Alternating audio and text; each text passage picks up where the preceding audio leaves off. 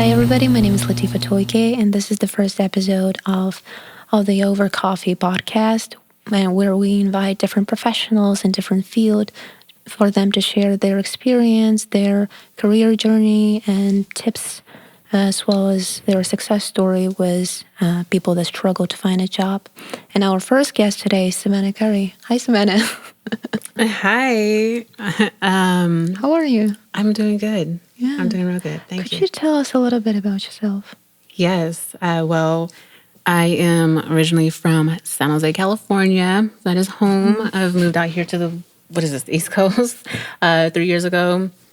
I have a crazy journey how I got in here, but I started off as I was a personal trainer in California and in Miami, and then came back to California. Oh my God, that's impressive. Yeah, a little crazy. But I got tired of the training because I got tired of really pushing people. I'm like, I love people. I had enough. I had enough. I was like, if you don't want to change your life, then that's your problem. I was just like, I can only do so much for you. And I decided to take another avenue and was on the job search. And I went to a temp agency and gave them my resume when I was just like, I need a job. I don't know what I want. I'm just something different. And now I have been in the talent acquisition space for 6 years. Wow. What are some ways students can prepare themselves for the professional world? That's a good question. Network, meet people. Reach out to people on LinkedIn. If you see somebody who's doing something that you want to do, reach out to them, send them a message, send them a shout out, give them a little note. I even do that now. I still do that. If I see somebody, I'm like, hey, I want to connect with you just to pick your brain, see what you do. Learn as much as you can about what you want to do. Take on projects or just free, whatever, if you have the time, if you can afford it, do it. Or even just start your own little craft of doing something, just to see if it's something you really want to do. And then, just make the connections with people. Every time you meet people, tell them this is what you want to do. And I'm a big believer in affirmations, too. Manifestation. Yeah. So claim it, speak it. I am this. I am the VIP CEO of this company. And it will come to fruition. I can't even talk. But, just meet people.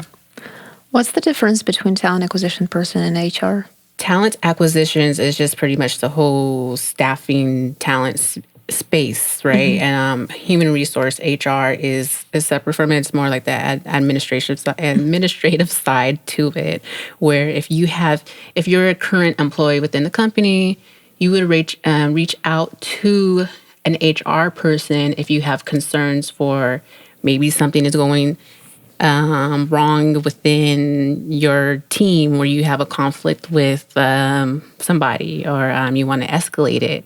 Your manager can't necessarily. You could reach out to your manager, but then if he's or she's consulted with you and nothing's really been resolved, you could then reach out to the HR person. Or maybe you have a question about your benefits and pay. You would reach out to the HR person. So it's more internal, I'd say. Internal, yeah. It's extremely internal. Onboarding when you're first hired, HR would be the people to tell you about orientation and work with you on that. So, yeah. How did you decide to switch field? I was lost. Also, very transparent. I was, I love fitness. That's one of my passions, right? I enjoy working out. I think I grew up as a family of just working out and staying active. But once again, I just told, I got tired of trying to motivate others. And so I was like, maybe this is just my own little passion that I enjoy doing. And I'm like, which is totally fine. But I was like, I need something that's going to make me money and a stable form of money. And so I decided, I was like, let me try something else. And that's when I went to a staffing agency back home in the Bay Area. It is super difficult, but I was fortunate. And the recruiter at the agency reached out to me, told me about a position over at Google part-time. And I was like, okay, I guess. Oddly enough, I wasn't too excited because I did not want to get into the tech industry or in that space because I'm like, everybody around me does it. Everybody does it. I'm like, I don't want to do that. It's so not cool, right? It's just that stereotype. I was like, oh, no, that's not me. I'm good, yeah. I don't want to do that. But I was just like, all right, the pay was decent. It was part-time. It was a contract work. And I was like, okay, I'll give it a try. But then that's when I actually fell in love with just, that's that new passion that came out of me, was just like working with people. When it comes to like the recruitment side, it's just like you see how impactful it is when you actually get to see somebody going through the interview process and then hiring them, and just the excitement when they actually are there. Like, helping them out. Yeah, this is the job I've always wanted. This is something that I've wanted. It's just like, that's awesome. So that's how it started. How did you overcome, struggle? I think that overall, to a woman and to a POC person, it's difficult to, in a tech world. How did you overcome those struggles? Yeah, I guess what the struggles of, like, what they say, imposter syndrome, or just being a woman and being a minority woman. I think it's a journey. You don't necessarily. It's not you don't overcome it all. I still face it. I still go through it. But if you're open and you could talk about it and acknowledge it and know that you don't question yourself. You're in these spaces for a reason. There was one person, she had an interview, and it was just minority woman, and I was talking to her, and she was just like, I can't believe I'm here. I'm like, why? Why can't you believe you're here? You're qualified. You got through the doors. You're here. Like, this is where you're supposed to be. So a lot of the times we doubt ourselves, and I think especially as minority people, even if we're in a room full of people that might not look like us, don't question why you're there. Because you're there, because we're more than qualified. Yeah.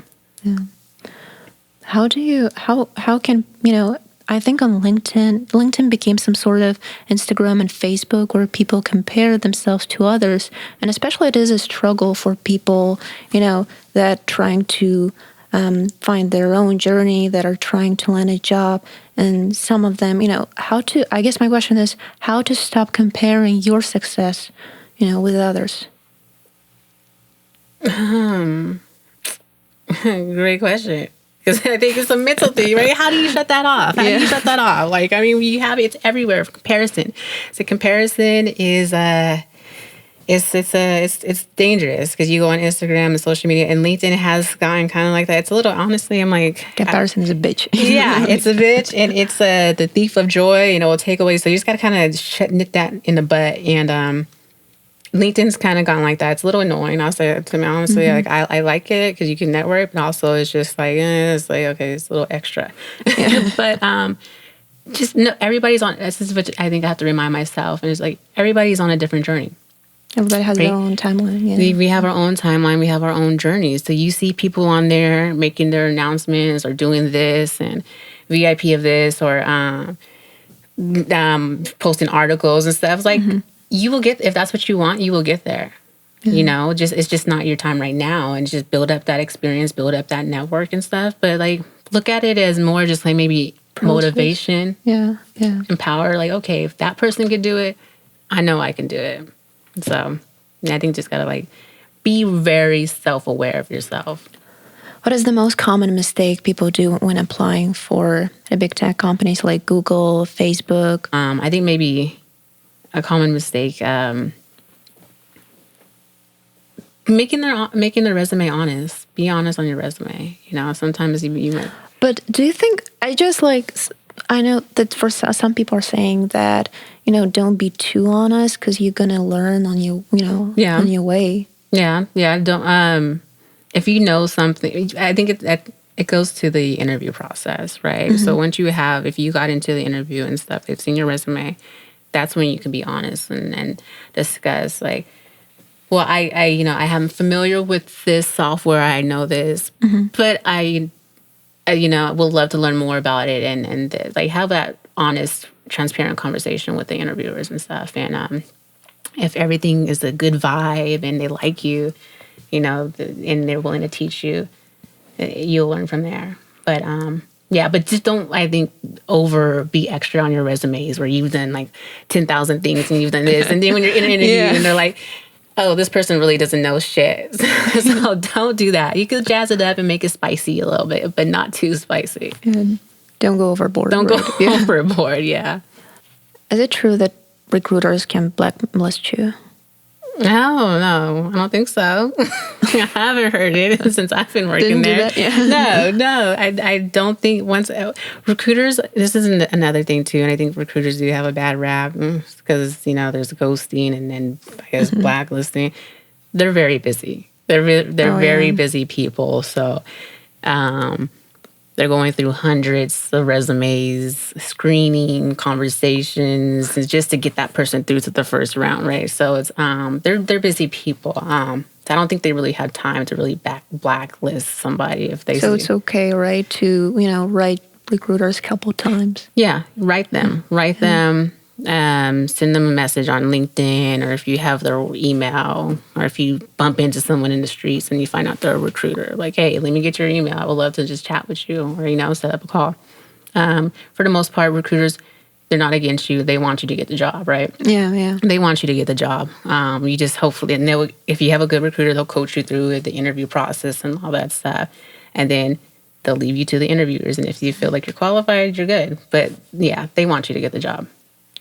How companies can diversify their candidate search? Looking at keeping, I guess being open. Looking at schools and programs that are outside the normal, with the usual schools that people look at, the usual programs, the usual pipelines or areas where you would look for candidates. Be able to be innovative and adjust and kind of be more open to look at different areas. Where do your search, right? Your research. Yeah, be creative in searching for candidates, because a lot of diverse hires or diverse candidates aren't necessarily in those regular pipelines where you would see. So you need people who are open, a team that's open to being creative and exploring other options to find candidates, even maybe looking at what junior colleges were often overlooked, or even maybe smaller colleges that are often overlooked. Look into areas like that for good candidates. What is your advice to people that struggle to find a job? Don't give up. And it is not you. It's not you. It's them, right? It's don't give up on it, because it's everybody has their own journey. Unfortunately, sometimes it might take a little bit longer, but if this is your journey, own it. Keep moving, right? Keep moving. It's a mental game, because it can get really mentally exhausting, because you're just applying. Oh, yeah. You go to interviews, and you feel like, well, I'm way more qualified. Why am I not getting? You still get rejected. Trust, it's funny. I've gotten rejected for jobs when I was looking for a job doing the same thing that I do, and I'm like, how am I do this already? But it's just a lot of times it's just timing. It's just timing. It might have been overlooked, human error. It's nothing intentional where you're just like, I don't want to hire this person. It's just once again, it's thousands and hundreds of people, unfortunately.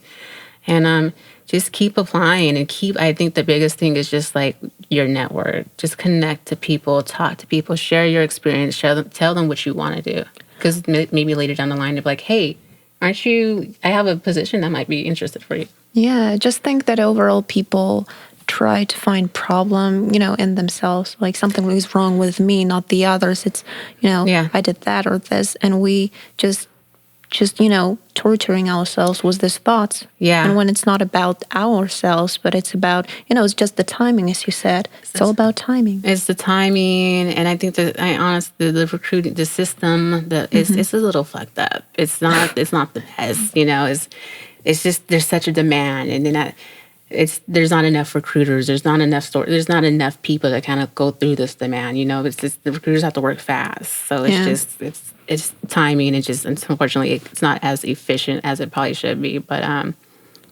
don't question yourself, because once again, it's just, you are more than qualified, especially if it's something that you want to do and you have experience in it. It's just a matter of time and it's the right connections times. Yeah. Thank you, Savannah. It was such a pleasure to have you here. Of course. Yeah. Thank you. Thank you. Thank you, everyone, for watching our podcast. Stay tuned for our next episode. Camera cut.